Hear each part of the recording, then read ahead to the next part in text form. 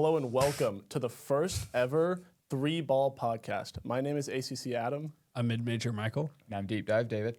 And in this podcast, we're going to explore everything that college basketball has to offer all year round, 24/7. We are super excited to bring this to y'all, and we just want to go through why we're doing this, a little bit about us, how we met, and a little bit of AP poll conversation, and maybe we'll throw in some March Madness predictions a little bit. How does that sound to y'all? Sounds amazing. Let's roll. All right, let's do it. A three. Good! You can't be serious with that shot. First things first, we're going to get into why we're doing this, a little bit about how we met. So, Michael, Yeah. take it away, dude. Yeah. So like I said, I'm Mid-Major Michael. And the reason why I call myself that is because I mainly focus on mid-major college basketball programs. So that's any school that's not in the top 5 conferences. Those are the games I'm watching. So 9 p.m. on a random Thursday in November, I'm watching it. You know, Cal Baptist versus Seattle. You know, like I am locked into that game. So teams like that, and the reason why is because I think that those teams get so underappreciated, especially like people only pay attention to mid-majors when it's March Madness, right? Like you see a 14 seed, you're like, oh, that team looks cool. And like maybe you'll go back and watch a game or think about it a little bit, but most people are not watching mid-major basketball the whole season. But that's what I do. I just think that there's so much talent at that level that gets underappreciated. So those are the guys I like watching. And because who knows what they'll do next season if they hit the transfer portal. So Yeah, absolutely. There's definitely some underrated gems in mid-major basketball, and I can think of nobody better to cover it than you.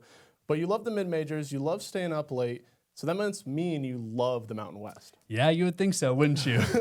But I have a personal vendetta against the Mountain West. Now, you might be wondering why. And that's because the Mountain West gets so hyped up as the best mid-major conference. And if you look at their performance in March, time and time again, they've just failed to do anything. I mean, you had San Diego State in 2022 or 2021. But other than that, like they really have not done really had any success at all. I mean, most of the time they're out by round 32. You know, so the point being that it's such a hyped up conference to have such little success. So it's a personal vendetta. I mean, some of the teams like Utah State this year, they are very good teams. They have some solid talent, but personally, I just kind of have a bias against it. And that's perfectly fine. You know, I mean, all the Mountain West fans watching you now kind of don't like you. Yeah, hey, that's fair. But bring it on. Don't worry, guys. He's still going to give you all the best coverage you can I'll ask still for. watch. Oh, yeah. Oh, we know you'll still watch. We know. All right, David, what about you, man? Yeah, and I'm Deep Dive David. And so you're probably wondering what that means. And so let me get right into it. I'm going to talk about the most recent 1 or 2 weeks, specifically the week before. So like this previous week, give you a good example. Like I'll recap the games of like a Michigan, Nebraska, or Nebraska, Illinois, or like I'll look forward to like what is previewing this week, what games we got going on. Like it's Duke, Carolina week. We got UConn, St. John's, Illinois, Michigan State. We got some good ones this week. And so I'll talk about what we're looking forward to this week, best student sections of the week, coach of the week, bench player of the week, best fan attendance of the week, who stuck out the most in the week, who was unpredicted riser of the week. And then I'll talk about it from like an AP poll and net ranking perspective too, like who I think should be higher or lower, how the AP poll reflects the net rankings and how the net rankings really affect the seeding more than AP poll, and just going up and down with that and seeing how we as a fan can take the knowledge of that and what we should look at too for this coming week.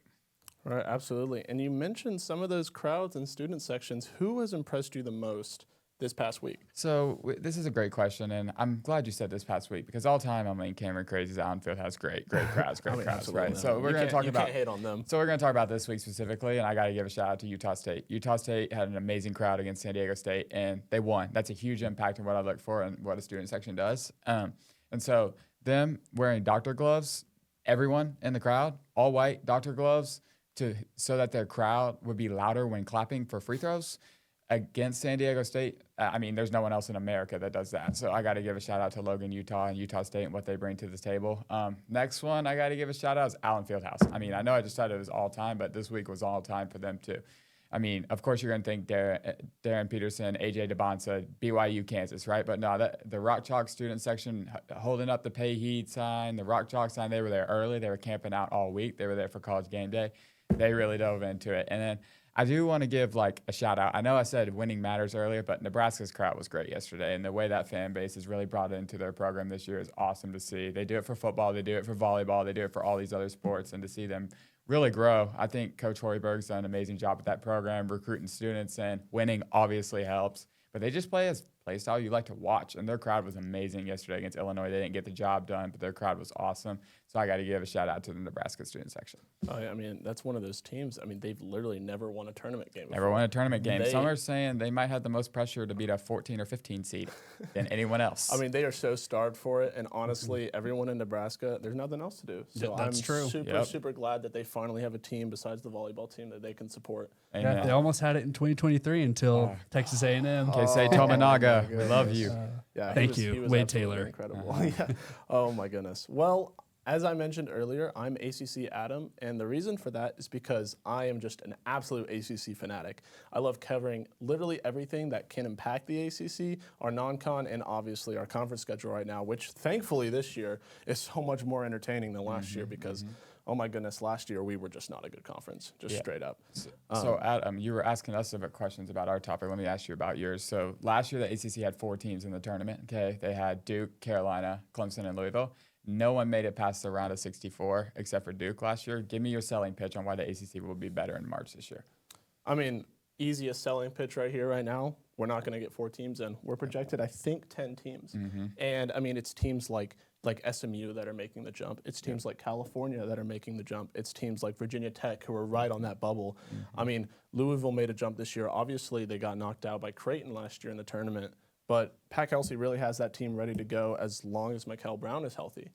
And, I mean, Duke is great again. Virginia finally has a coach, and they just look like an incredible basketball team right now. Clemson, we expected them to take a huge step back this year, but all of a sudden they're second in the ACC, and they're really just dominating. So all of these teams, I mean, NC State hiring Will Wade, there's been a ton of great coaching hires from the ACC this year.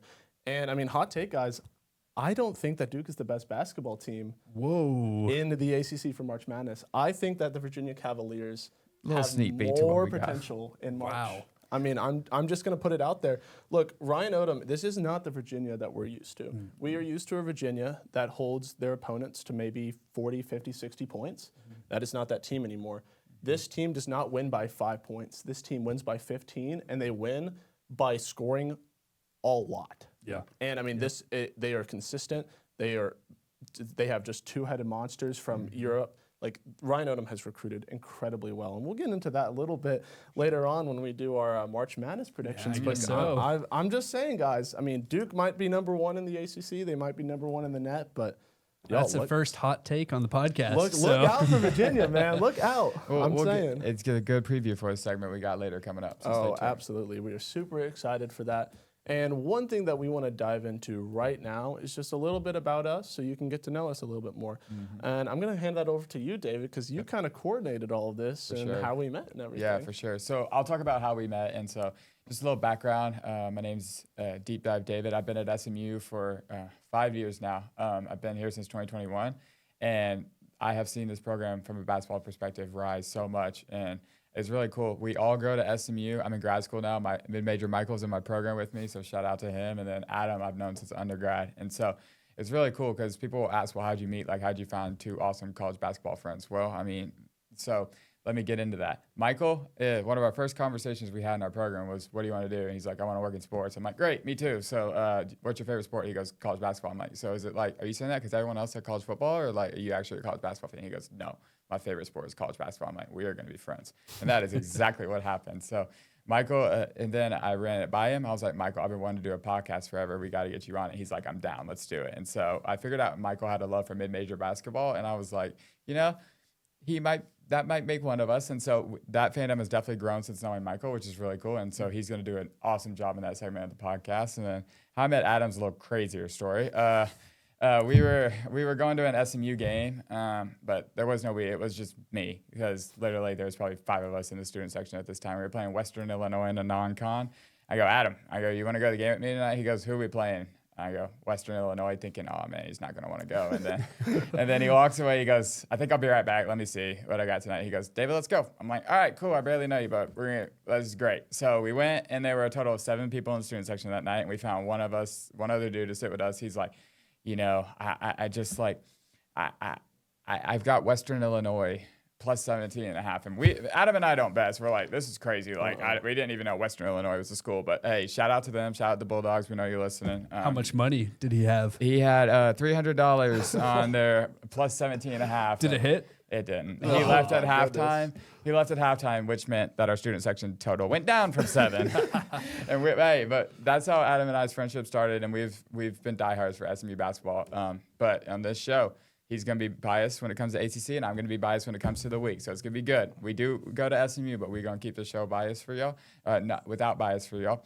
And I'm just excited to get this show on the road, the 3-ball. We're just 3 dudes talking about ball, and one segment I'm really excited about we'll get to later in the week is our Beyond the Arc segment. Oh, yeah. Where we highlight everyone who is not a player or a coach in this podcast to where we can see how they impact the game of basketball from a different perspective from not on the court. We're going to have referees. We're going to have fans. We're going to have students. We're going to have trainers. We're going to have game managers, shot clock operators. We'll have anything you think of that runs a basketball gym. It takes what it takes to get your favorite players ready to go. We're going to have them on the podcast. So Beyond the Arc kind of makes sense. You shoot threes beyond the arc, and it's just a different lens of college basketball. And so we're ready to go for those segments coming up later. And we do have a very special guest who we'll save for now Yeah, who we'll it save. is, but We got a couple lined yeah. up. We got a couple lined up I for mean, sure. there are so many people behind the scenes of college basketball that just make this sport the best in America and the best in the world, period.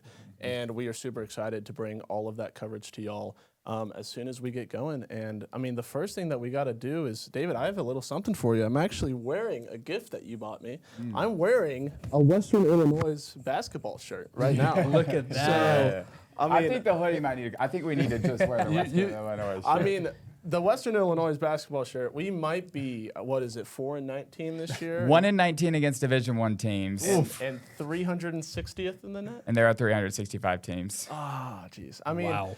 it's a down year for Western Illinois, and they didn't cover the spread against SMU. But Yep. I mean, I'm still a diehard. And You think they'll win the OVC? no, I don't think they might. They might not win enough. Hey, but shout out to their NIL store. Happy birthday, Adam. That was a great Yes. gift. Yeah, Thank- you might that be was one of like 5 people in America that owns. And I'm a proud one. Hey, those I'm 5 very people proud. though. Hey, Yes. Go Bulldogs. Go Bulldogs. Purple and yellow absolutely. Bulldogs. They're real, you know. I mean, it looks like a Lakers shirt, so it's okay. It's That's all what right. most people think it is. But yeah, shout out to Western Illinois, and shout out to you, David, for just getting all this podcast organized and everything. We're super excited to be here and give everyone watching just the best college basketball coverage that we can. And honestly, there's really not enough college basketball coverage. Not at all. And we were talking about that a little bit earlier. And again, with highlighting the behind the scenes stuff, I mean, guys, I didn't even know half the stuff that went into this. Like, Oh, same. I mean, obviously college football is huge. The NFL is huge. I mean, you have all of these things that go behind it, but like you even got guys that you got pyrotechnic operators, you got stadium managers. I mean, you got people who like shoot T-shirts into the crowd. Yep. Like, That's true. We want everyone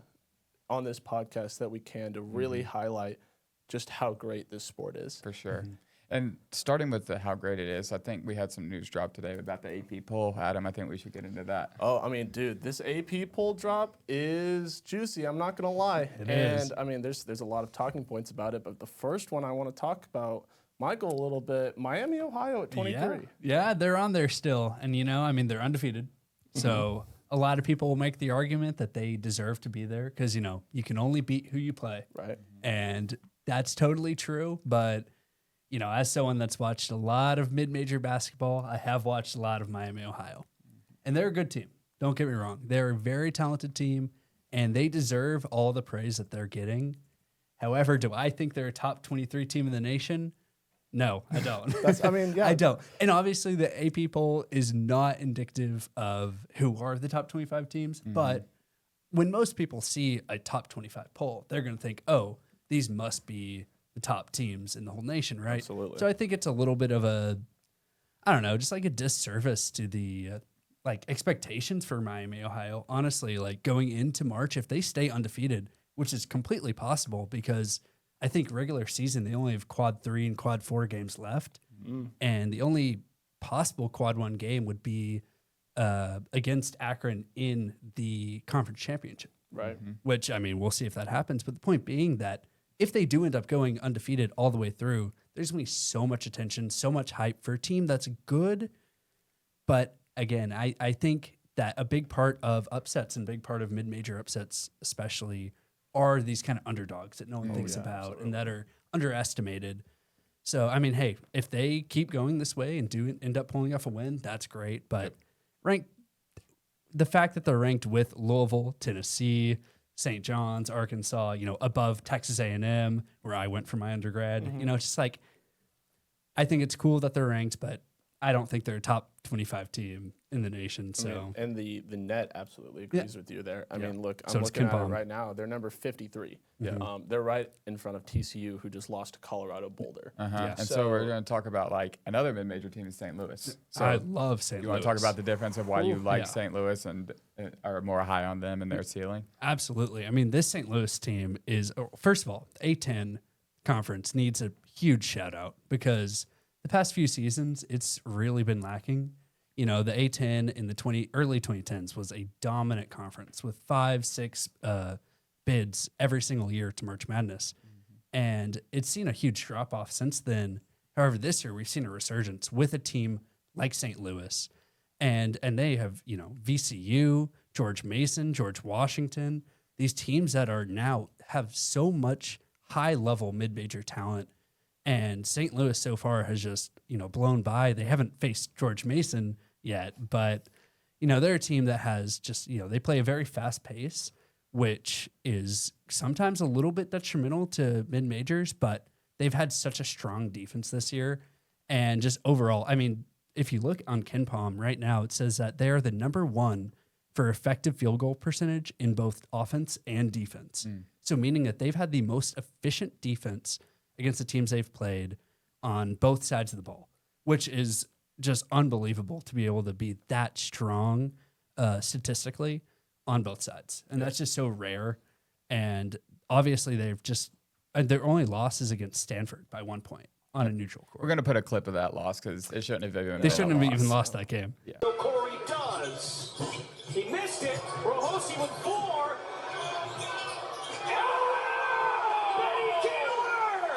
So the point being, just super talented team, and I think that they are also getting a lot of hype, and they do deserve that hype fully.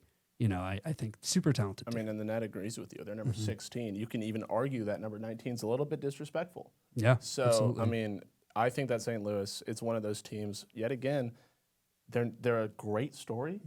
And it kind of takes away from the allure of March Madness a little bit, but they little can bit. definitely make a run. For sure. And it should be interesting. But enough about mid-majors. Sorry, Michael.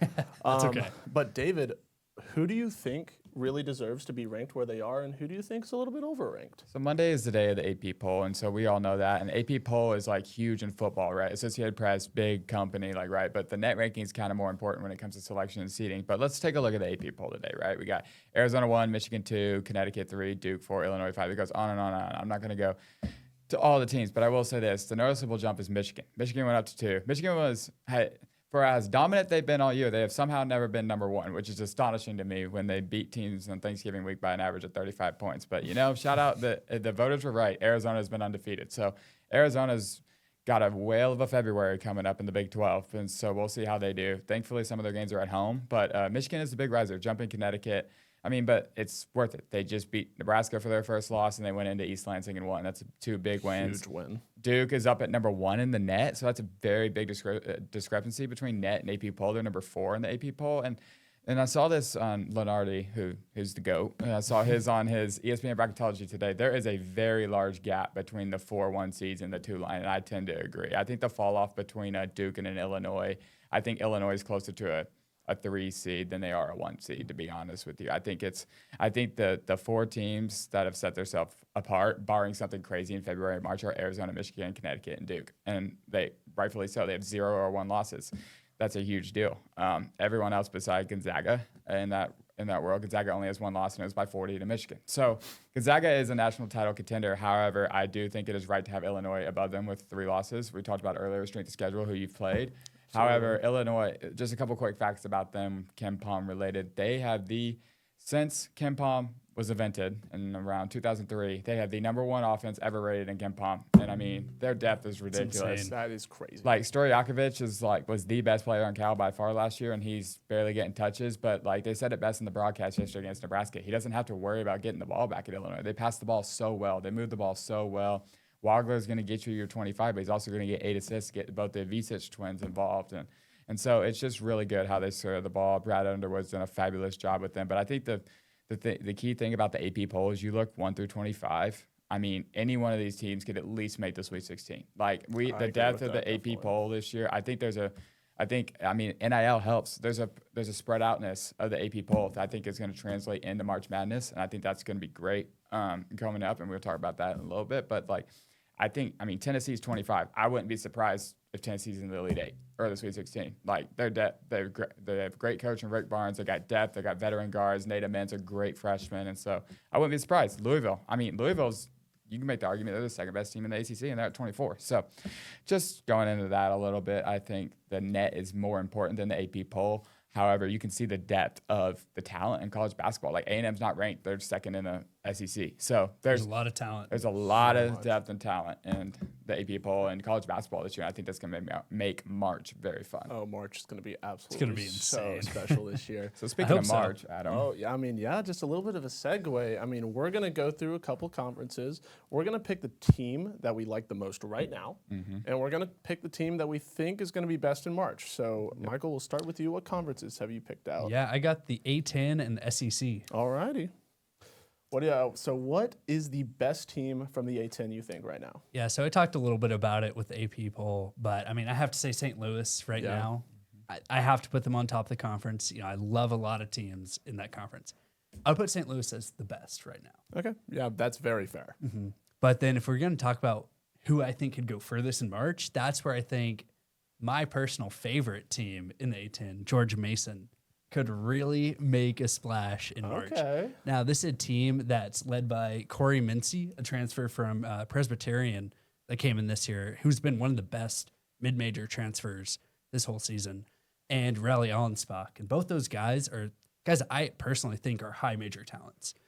And this George Mason team is, first of all, they play very slow, which for a mid-major trying to upset a higher seed team, that is not indicative of success, but fast versus fast for lower seed teams is always going to be a more difficult matchup than a slow versus fast or slow versus slow.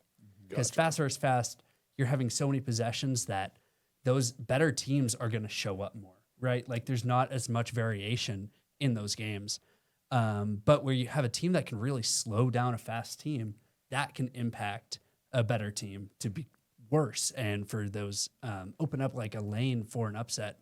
So that's where a team like George Mason could really upset, first round, maybe second round, maybe even Sweet 16, who Ooh, knows? maybe. But they have the talent, they have the roster construction. So I think they are in a better position to go further than St. Louis is. All right. And what about the SEC? SEC. So I went to Texas A&M for my undergrad. So I really want to say that with A&M being the top team right now, but I can't. And I would say that Florida right now is the best team.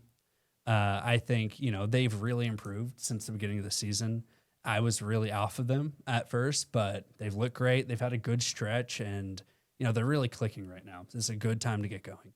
But for a team that I think can go furthest in March, it's tough because I kind of don't like most of these teams going into March. But I'd probably have to say Vanderbilt. yeah. They have so much They're so talent, very strong team, so well-rounded too. So I'd say Vandy. Yeah, and you talk about that high tempo. I mean, Vandy plays it better than anyone, and they really have the talent to make a super deep run. And I mean, they're well coached. They Absolutely. shoot shoot the ball well. I mean, that's my pick too. They're fantastic. What about you, David? I've got the Big 10 and the Big East. All right, let's hear the Big Ten first. Oh, Put me on the spot. Doozy. All right.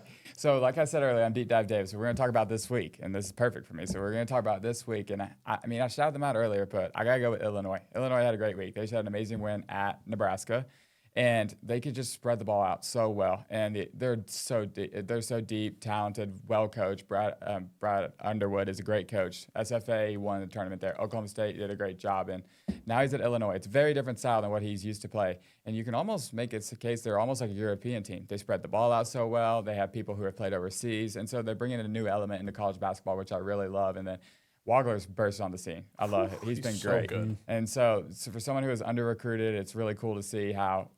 I heard a story on the broadcast that Keaton Wagler is the first American-born player that Brad Underwood has ever recruited that he has offered without watching him play in high school. So that's a crazy stat. That is And insane. so Keaton Wagler is, I think he's just going to go up from here. I think he's going to be a lottery pick. I think he has the ability to lead Illinois in a deep tournament run. And the points are great, but it's the assists. And he gets the offense going. He gets the ball moving. They can protect the rim with the Avicic brothers. And so I think they had a great week. I think they've won 10 in a row. And right now, I think that they are the hottest team in the Big Ten.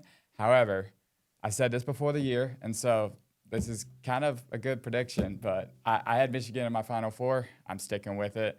I think that Michigan has the ability to go all the way. I think Michigan is the team to beat in the Big Ten in March. I love Dusty May. What he did at Florida Atlantic is amazing. And the desire he had to stay for one more year before just jumping ship after making the Final Four was really good. What he did there at Florida Atlantic is crazy. But let's talk about Michigan. Their depth is ridiculous.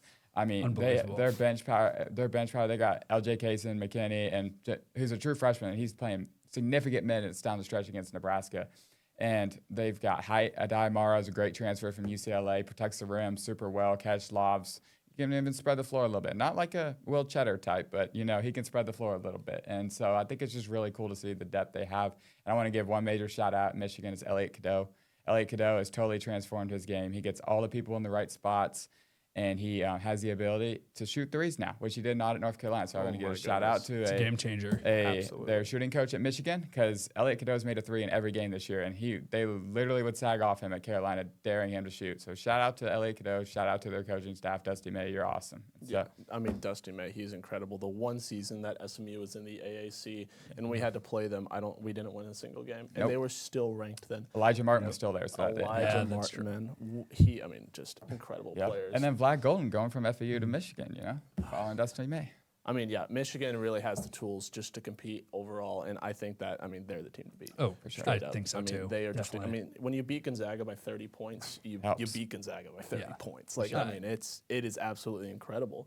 But the Big East? Oh, yeah. What's the Big East, man? Big East is a little more simpler. I do got to say, Dan Hurley's Dan Hurley, and he wins in March. So I got to go with Connecticut as the best team right now. They're undefeated in the conference. They play conference games a little tighter than most, I would say, most teams that only have one loss. But I will say this.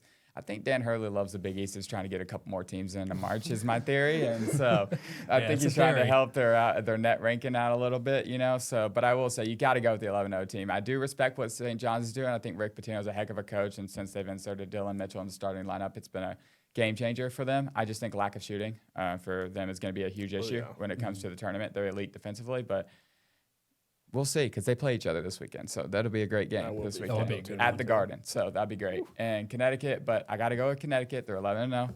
And Dan Hurley, like I said, wins in March. So you asked me a question about March, and you got Connecticut. I'm picking Connecticut. Fair enough. Their depth, they got everything you want. They got big play. They got to keep Taurus Reed healthy, but they got depth on the bench too with them. Caravan's came back. You talk about experience. I think he's experienced everything college basketball has to offer. Silas Demmer is a great transfer from Georgia. They got solo ball. They can hit the three and spread the floor, and then they just run great offense. And Dan Hurley is going to be fired up, going to be getting his boys right come March. So that team is beautiful to watch. It's beautiful. They are fantastic. It is. Yeah. But yeah, my two conferences, let's see, I got the ACC and I got the Big 12. Now, obviously ACC, Adam, little bit, right now Duke's the best team in college basketball. Duke is Duke. I'm not just saying that because I like Duke and I like the ACC. Duke is number one in the net. Yep. And they are fantastic in everything that they do. They are well coached. Cameron Boozer's, he's incredible. Oh, yeah. I mean, and he's not even going to be the number 1 overall pick. That's Which is literally crazy, ridiculous. yeah. We will talk about this freshman class later. That's At some point. But Stay tuned. oh Stay my tuned. goodness, he's incredible, and the supporting cast that he has around them. I mean, they've really stepped up. I mean, I thought Duke wasn't going to be Duke whenever they missed out on Cedric Howard, whenever he went to the draft, and I mean, imagine this team with him. He was a lottery pick. He was a lottery pick, and they almost got him to Duke. But I mean, Duke's the team to beat right now in the ACC. They're 9-0. They're everyone's Super Bowl. Everyone knows that. But I said it earlier, guys. Virginia. Yep. Virginia in March. Yep, I think yep. Ryan Odom has all the tools to succeed. I think that this Duke team, I think they're going to go far. Obviously, I mean, I'm not saying that they're not going to make Final Four, Elite Eight. I think that's the expectation for this Duke team. But I don't know. There's something about this Virginia team that really has me riled up. Maybe it's the Europeans. Maybe it's just the way that their big man can shoot the three. But this Virginia team is very, very fun to watch. They have the it factor. They just for sure. beat teams. I still got to go with Duke, though. I mean, fair enough. Fair enough. I mean, Gotta go with you Duke, can't bet against Duke, especially in the tournament. But I mean, Virginia, they're the team to watch for me in March. I mean, and Big 12, it's almost easier. Because, I mean, you got Arizona, number 1 overall team in the nation. I mean, number 2 team in the net. I mean, obviously they're the best team right now. They're undefeated, not only in Big 12 conference play, which is incredible. By the way. I mean, they're the best conference in the nation. But they're also undefeated overall. I mean, and they have just some insane wins. So, obviously, Arizona's my team right now. But whenever it comes to March, I mean, Kelvin Sampson's got these Houston Cougars riled up. Like, I mean, Houston was in the championship last year. They know what it takes to win. They have Emmanuel Sharp back. They have a fantastic freshman, Kingston Flemings. Been great. Unbelievable. I mean, 16.5 points a game. I mean, his assists are off the chart. He just makes stuff happen. And this Cougar team, while they don't have that inside presence that they had with Jerron Roberts, and although their defense is a little bit worse, you can never count out a Kelvin Sampson team. Absolutely. They play in hard. March. I mean, they play hard and they are hungry. They want to win, and I think, guys, I mean, Final Four, it's going to be interesting because it there's will too be. many good teams. Milo's so usually many makes good that games. team go. If he could spread the floor and give him a second shooter, I'm so glad that they got him. I mean, He is even in the Big incredible. 12, then you have Iowa State and Kansas. I mean, in Kansas with Darren Peterson, if he can stay healthy, There's so hey, much. but we Just got to saying. respect Adams got his Cougs. yeah, So. hey, Yeah, I fair mean, enough. Hey, go It's Cougs, not a bad baby. pick. Go Cougs. And I think they have everything that it takes to win. And those are our takes for March. Those are our takes for currently. I'm super glad that y'all have decided to turn into the first ever episode First of ever. the 3 Ball podcast. Yeah. And now we're just 3 dudes talking about ball. And I mean, we're just trying to highlight what makes college basketball special, what makes this sport run, and honestly, why we're all obsessed with it. I mean, there's no other sport in the nation where you can stay up watching Hawaii versus UC Irvine. UC Irvine. It starts at 10 p.m. Yep. I There's love it. no other sport in the nation where you can watch it. Shout out and ESPN Plus. It is Yep. fantastic. And we just are super happy to bring y'all all the coverage of college basketball you need. Make sure that you like, subscribe, comment. We're going to be doing this twice a week. Twice a week. So we Ramp are up when March comes. Oh Yeah, my absolutely. goodness. I mean, March is just going to be incredible. so So y'all excited. better March is Coming up March. soon. Oh God, Yep. say, like 1 month. oh my goodness. We're on the countdown. 6 Yep. weeks to a bracket. Yep. It is going to be fantastic. So stay tuned, y'all. Super excited to have y'all. And that is the That's first that. podcast. Thank y'all. Hey, thank you. Woo.